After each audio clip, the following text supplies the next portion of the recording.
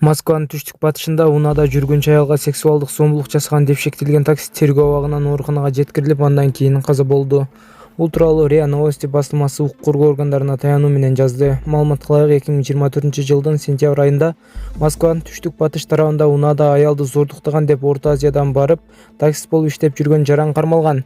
Тергөөнүн версиясы боюнча окуя 2024-жылдын 1-сентябрында болгон.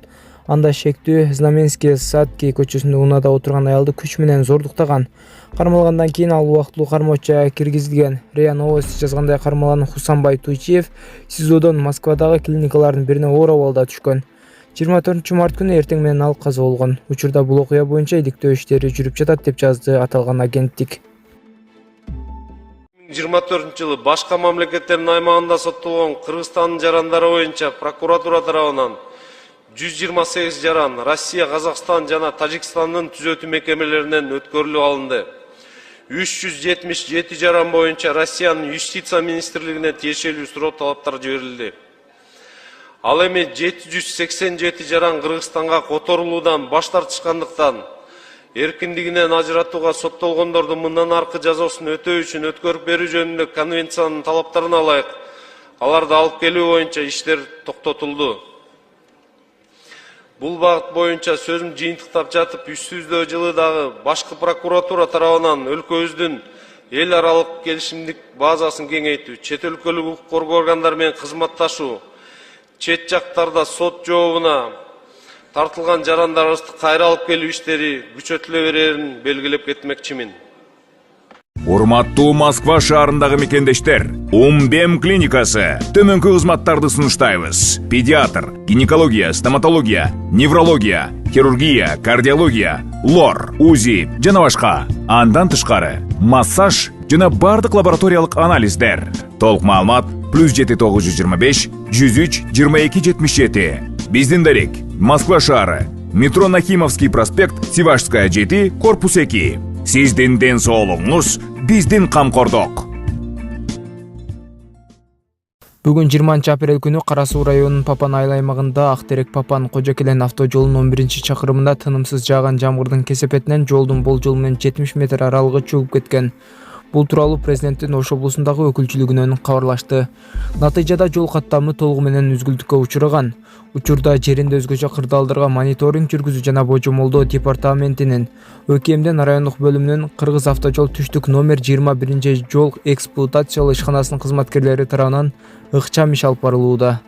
Жол каттамын калыбына келтирүү иштери жүрүп жатат жана жол бүгүн кечке чейин толугу менен ачылат деп жазылат анда. Третий алсын өзүң курбандыкка чалам мен. Келбейсиңби? Айт демна журналистке, айт болгонду.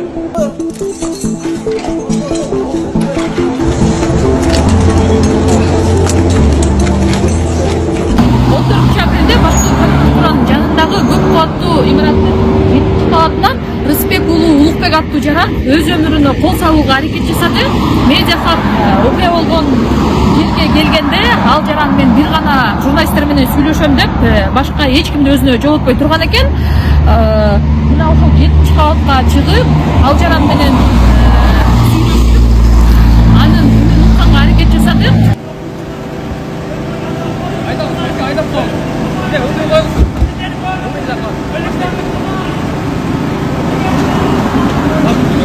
Ринготрет жабылсын, өзүң курбандыкка чалам мен. Ринготрет жабылсын. Кыргыз эли 78 жылдан бери канын соруп, өлүмгө дуушар кылып, мал-мүлкүн тартып, карызга батырып, чекейде сыздатып, түрмөгө каматып, кордоп атат. Прокуратура карыз менен кайрылса көз жумуп атат. Пробацияга бара албай калдым мен, пробацияда турган мен, камакта турган үчүн бара албай калдым мен. Бара албасам камага өкүм чыгарды же камалам мен. Ринготрет мен камайт, 100% камайт. Булар камап келген, Абайды камаган, Абай турабы, кел сүйлөмдерге Абай. Келбейсиңби? Айт демна журналистке, айт болгонду.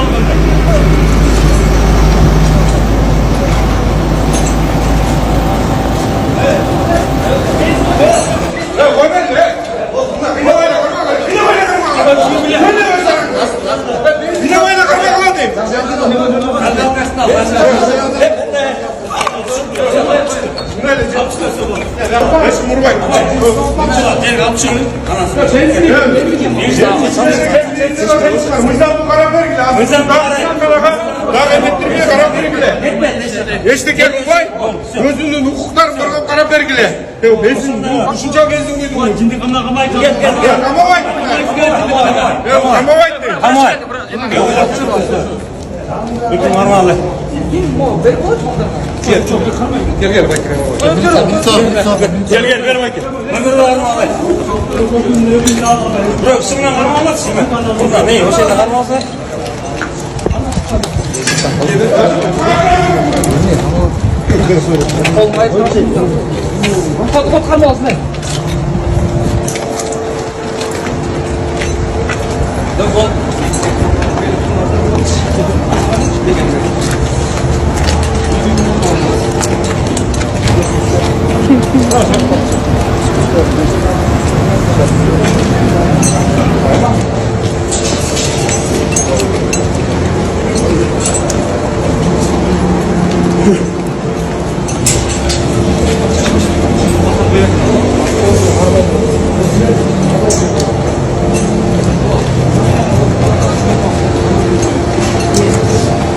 Geldi aldım. Yukarı vurmadı.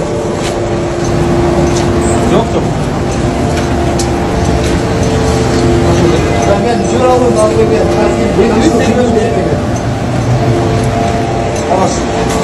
Ben sonra geldi. Önce ettiğinde yukarı vurmadı.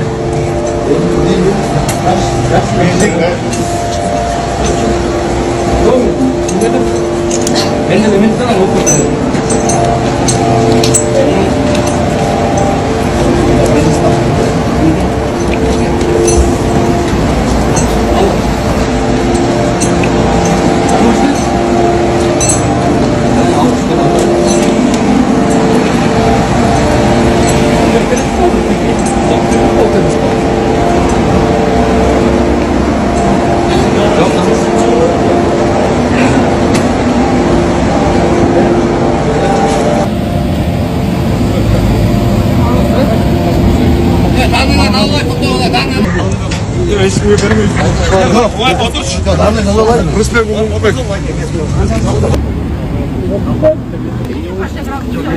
Ринготрейд боюнча андан чыгарымын пробациясы бар экен. Эртең мен чала баштады.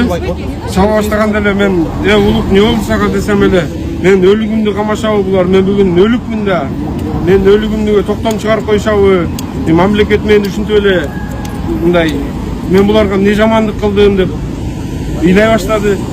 Анан тамашалап атат деп кайра чалсам албайт. Мен бир астан ушу зданиядан сүрөткө тартып окшойт өзүн. Абай, мен муну өлтүрөм азыр өзүмдү өзүм.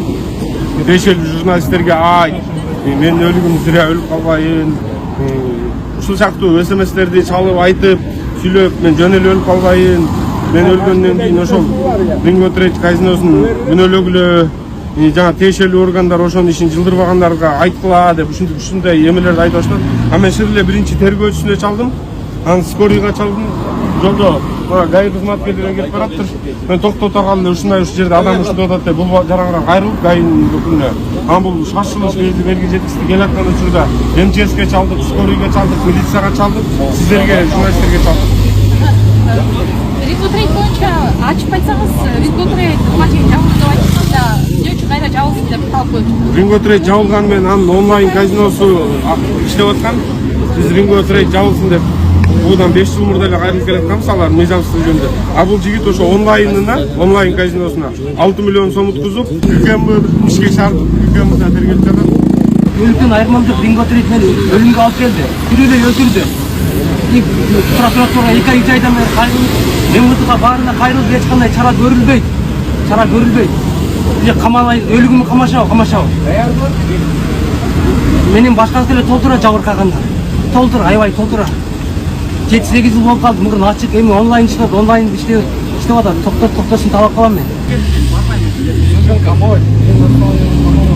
Буга чейин дагы ушундай калмалып жыйынтыгада бирөө жок, сизди эч ким камабайт, жакта кылмыш жок. Эч ким андан мен өзүм жооп берем. Баруу эле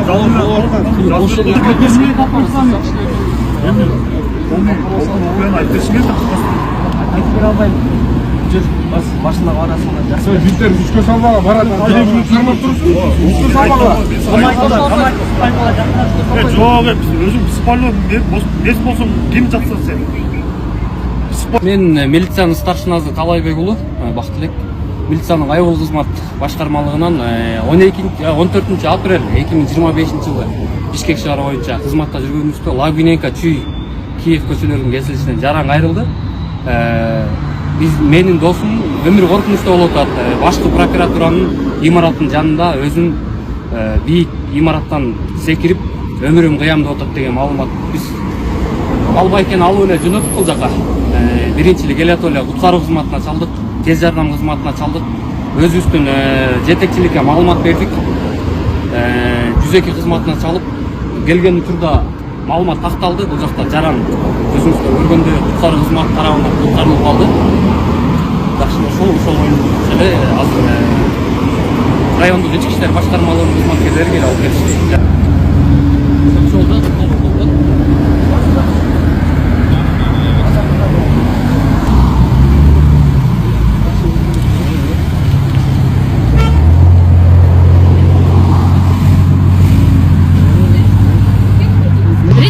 Онлайн казиносуна 6 миллион сомдук турганын айткан Рысбек уулу Улукбек буга чейин ТМга арыз жазыптыр.